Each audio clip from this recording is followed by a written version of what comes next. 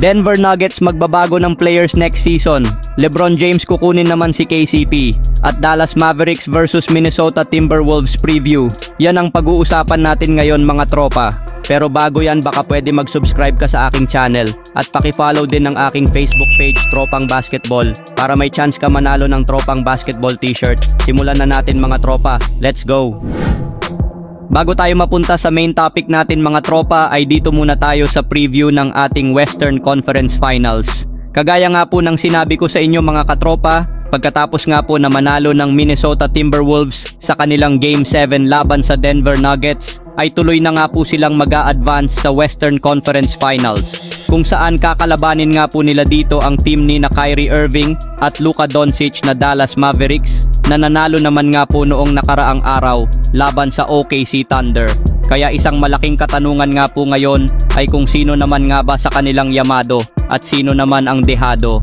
Well, para nga po sa inyong kaalaman mga katropa, dahil nga po mas nakakalamang ang Minnesota Timberwolves sa nagdaang regular season kaysa sa Dallas Mavericks, ay sila nga po ang may hawak ng home court advantage sa Game 1 at Game 2. Ibig sabihin, yamado nga po agad ang Timberwolves sa kanilang magiging bakbakan, lalo pat 3 beses pa nga po nilang natalo ang Dallas Mavericks sa kanilang 4 na paghaharap ng nagdaang regular season.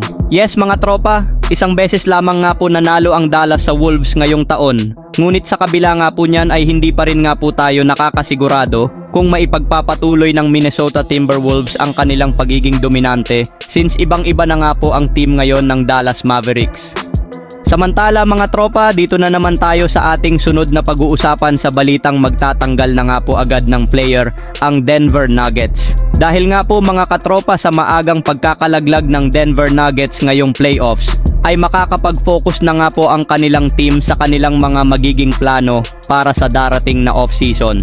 Kung saan gagawa nga po sila dito ng iba't ibang mga plano para makabawi sa susunod na taon.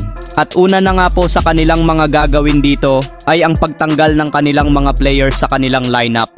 Dito na nga din pumasok ang balita mga tropa na niyayaya ni LeBron James itong si KCP at Reggie Jackson. Alam naman natin mga tropa na interesado nga ang Lakers uli dito kay KCP. Kaya naman balita nga ngayong araw ng isang NBA insider.